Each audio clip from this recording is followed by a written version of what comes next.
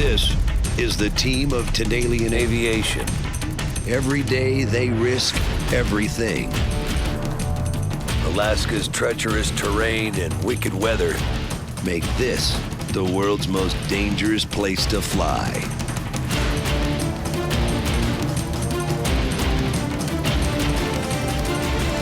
These are the tales of Alaska's ultimate bush pilots.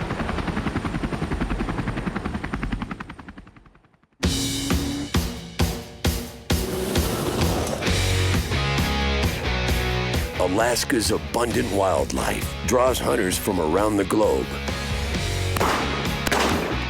Add world-class fishing into the mix, and the last frontier is paradise for outdoorsmen.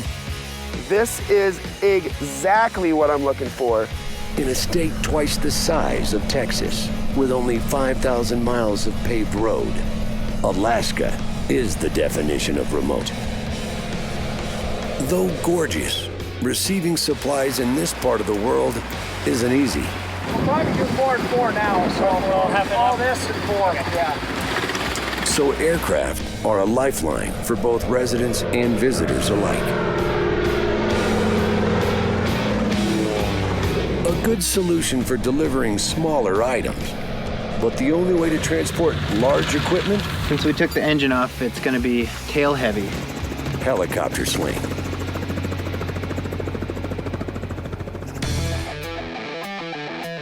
So this should be big enough to slide the snow machine onto it and sling it out of there. Okay. Today we're going to go out to Port Allsworth and sling a snow machine across Lake Clark into the mountains. I got the line hooks out there. You got a 50-foot line there? Yeah. Okay. There's just no roads out where we're going. None. You can't drive there. So it's a very Alaskan thing to go out and pick up a snow machine and sling it. Here you go. All right, man. Let's go fly.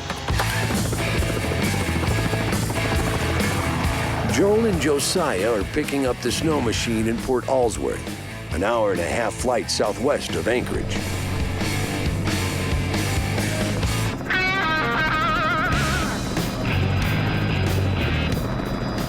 How come we're slinging the snow machine out there?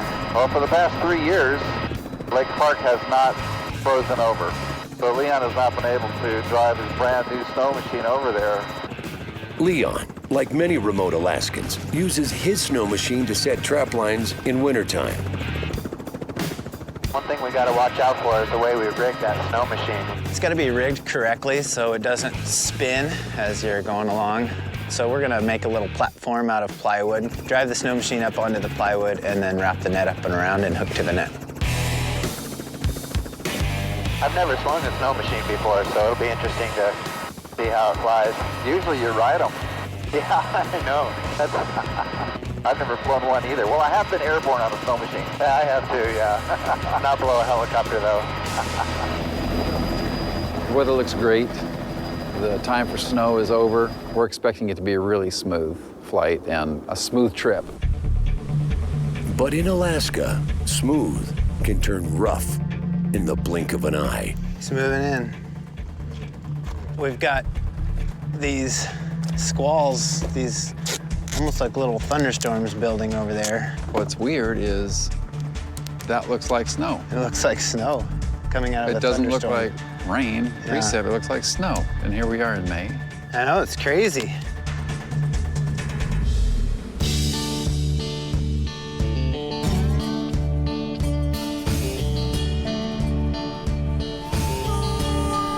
Dealing with Alaska's wild weather will be a new experience for the pilot Mark's training today.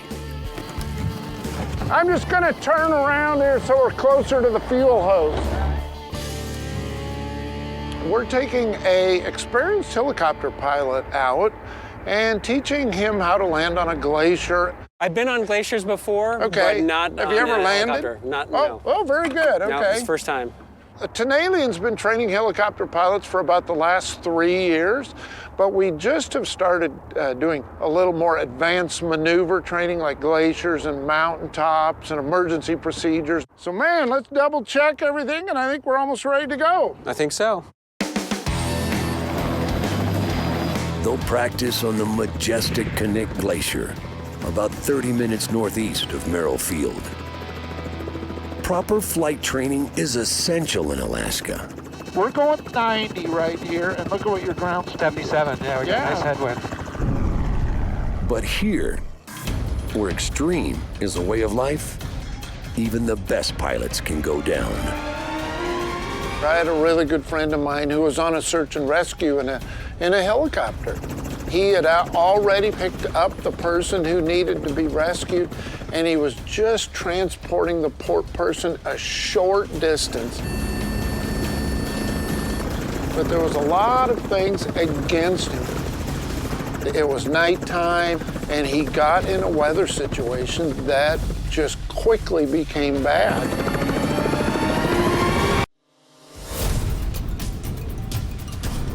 Alaska experiences some of the planet's most extreme weather.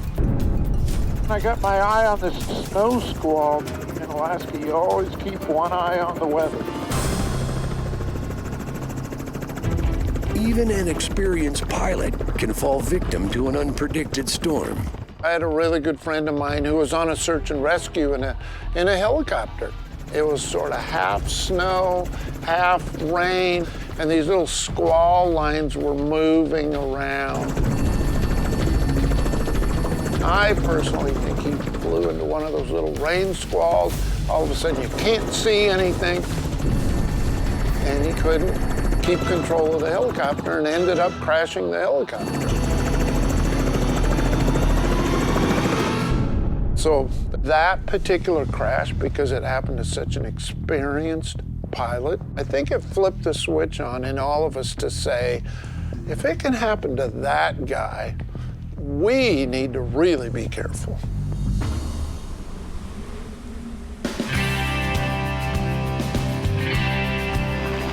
To Mark, good decision-making is first and foremost when teaching pilots.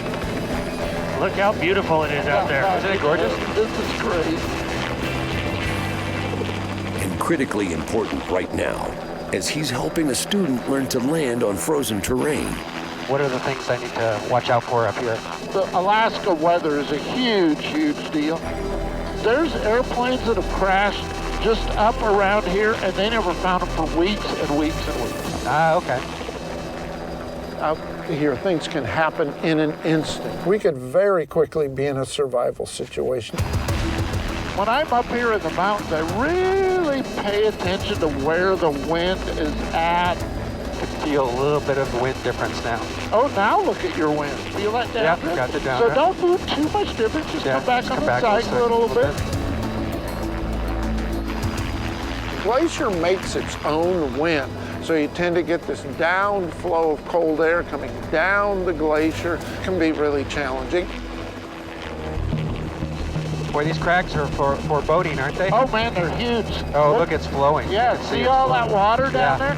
The thing you're really careful of is you want to make sure you have a solid base under you. Yeah, we don't want to go in the water. Yeah. Let's say that it had just snowed a foot and you came wandering around here and you go, man, this is a perfect spot. Look at this, look at this. And then you come up on it and you land and fall all the way through. These glaciers are very treacherous. It snows up here. All of the valleys, the low spots, all the holes can get covered up with snow. Usually every winter in Alaska, somebody is snow machining across a glacier and runs into one of those holes, and it's usually a tragic end. Let's head a little to the left. See the spot over here? That second gully, right? Yeah, up there, not right here. And just take your time. Take your time. The wind is just crazy gusty. It's right on our nose, but it's swirling around all that crap. Just stay on that. Now, let the skids just kiss. Let them just kiss. Don't, whoa, babe, you gotta push sideways, push side. There you go, yeah. You're not on pavement anymore. Right. Okay, now right about here, let's wiggle around a little bit and see if do we like where we're at. So just wiggle me around a bit. Yeah, that feels good. Yeah, it feels pretty good. Whoa, yep, that's good. That's excellent. Never thought you'd be landing on 2,000 feet of ice. No, not till now. Man, this is fun. Excellent job. Excellent, excellent. Stan's incredible. Man, he caught on really fast. He's a great pilot and did a great job.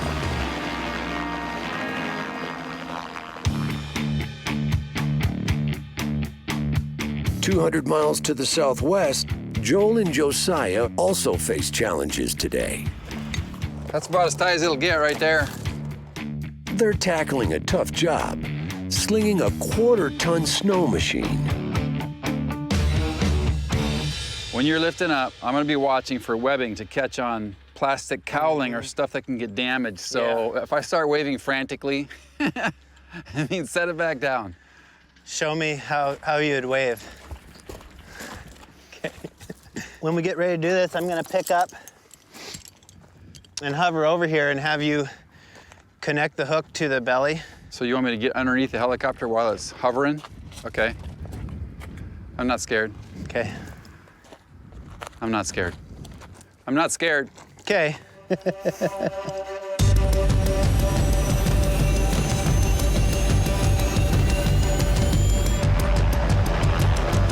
With a 2,500-pound helicopter hovering above him, the slightest mistake could mean disaster.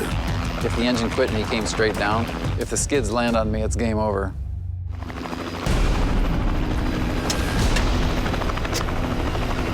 Now it's all systems go. Okay, you're good to go. Okay, picking up.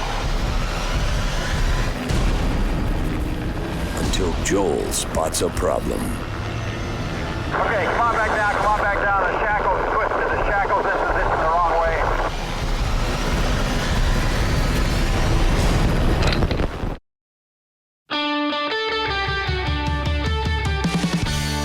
Only a third of Alaska's roads are paved, so moving large machinery with aircraft is common in this vast state.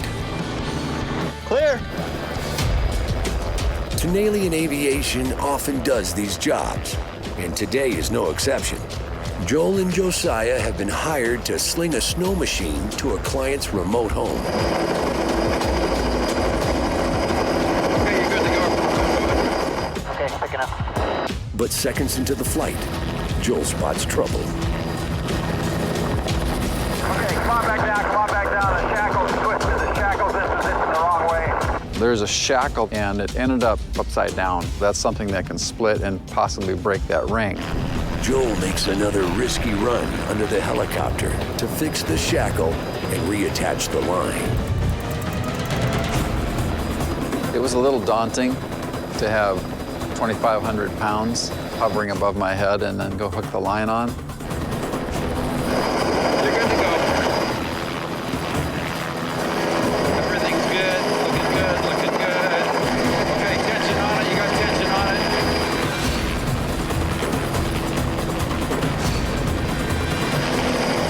Okay, it's airborne. Clear!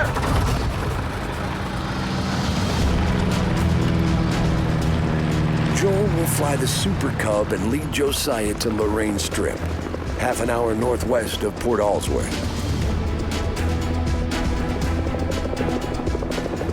Josiah, you got me? I don't see it, but I hear you. Okay, I'm going to do a left 360, okay, so you can see me, and then I'm going to take you through red path, set my 12 o'clock. Okay. If Josiah can't find Joel, there's a lot more than a snow machine at risk. Josiah flew out light on fuel because he's carrying a heavy load. So he really couldn't afford to get off track very much. How you doing on fuel? I don't have enough fuel to wait for you. He can't afford to fly around and just burn fuel. He's got to get to where he's going. I don't see you. I got my lights on. I don't see you yet either. Okay, now we're at your 5 o'clock, same altitude coming up on you. Did you see me, Josiah? Yeah, I got you. All right, just follow me. They're back on track until Mother Nature throws them another curveball. I hate to think we're looking at snow, but look at that. Yep. Alaska skies are famous for dirty tricks. It looks to me like that snow squall, like it's a line of snow, 5 to 10 west of Lorraine Strip. Okay. That's going to be moving probably into position by the time we get out there, Josiah. I don't have the snow baffles on. Snow baffles keep heavy, wet snow from clogging the engine's air inlet. You don't purposefully take off and fly in snow without those baffles on. Without them, the engine could flame out and the helicopter would crash. That's precip coming down. We can't mess around with thunderstorms and turbulence like that. Really reduces visibility. Pretty unfriendly. Definitely snow coming down from a huge cumulus buildup here. We got a tailwind right now. Turbulence from the squall has the Jet Ranger and its 700-pound load in its grip. Pretty strong wind right here. No, I don't like this. It looks like the load is really swinging there. That was just the turbulence pushing me around. I've known of guys that have had loads come swinging right up next to their rotor blades, and that's bad. Seems like it's spinning all around. If necessary, Josiah will punch the load and the snow machine will crash to the ground. Of course, you're always ready to punch off a load if something goes wrong. Your fingers ready near that trigger. Did you slow down to like 10 knots or something? I'm not going to talk to you that much, Joel. I'm just working it. Josiah, you doing all right? I'm not going to talk to you for a minute. If you got to punch it, get back out over the water. Okay, Joel.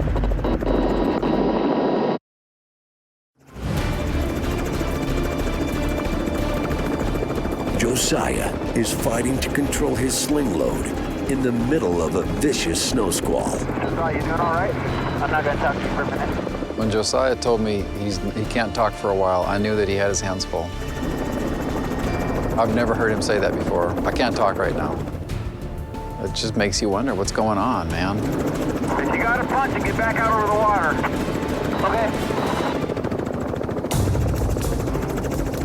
Josiah was dealing with snow and turbulence and a load that was oscillating, and it was a very tense moment.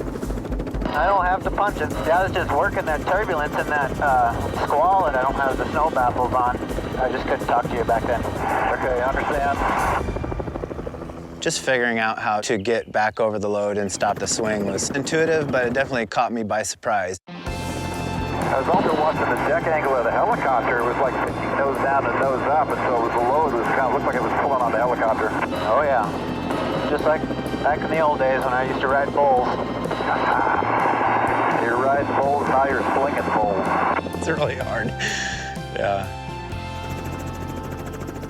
It's looking pretty stable now. Could you see me, Josiah? Yeah, I got you. We'll take a right and go through this valley, and it'll take us right around the sharp corner into the rain strip, okay? Okay, see you there. So, does he want him closer to his cabin or closer to the runway? Leon wants us to set this machine down between the little airstrip there and the cabin. Okay. Did you land to the west? Yes. Okay, thanks. I'm shut down. Just when they think they're home free, another crisis hits. Because I was so much faster than the Jet Ranger, I got to the valley way ahead of Josiah, and he actually lost track of me. And given the Jet Ranger's light fuel load, there's no time to spare. Joel, you on here? You on here, Joel? Josiah, you're flying past the mouth of the valley. You're going to the wrong valley. Oh, where am I going? Oh, I got you. The feeling you have when you complete a job like that, especially with some difficulties in the middle, and you set the load down safely and nothing's bent or wrecked, it's a great feeling. Hey, you guys. Thank you. It's not even Christmas. Yeah, just add snow. Just add some snow, yeah, that's right. It looks like it came out just great. Can't wait. Perfect. You can drive it off. There it goes. All right, we'll see you guys. My clients are really happy, and they'll be playing all winter on that snow machine next year.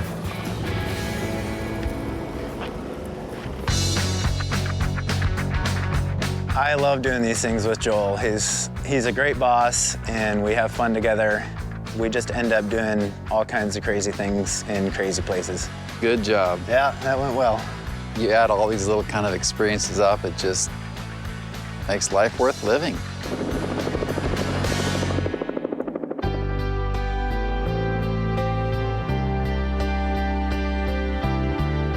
With such a perilous job, the pilots at Tenalian have come to rely on each other like family. Obviously, there's ups and downs like any family, but we want it to be fun. We want it to be happy. We want people to have a good time. We want people to just drop by. If they're driving down the road, they go, man, I got 10 minutes. I want to stop by Tenalian, have a cup of coffee, and see what's going on.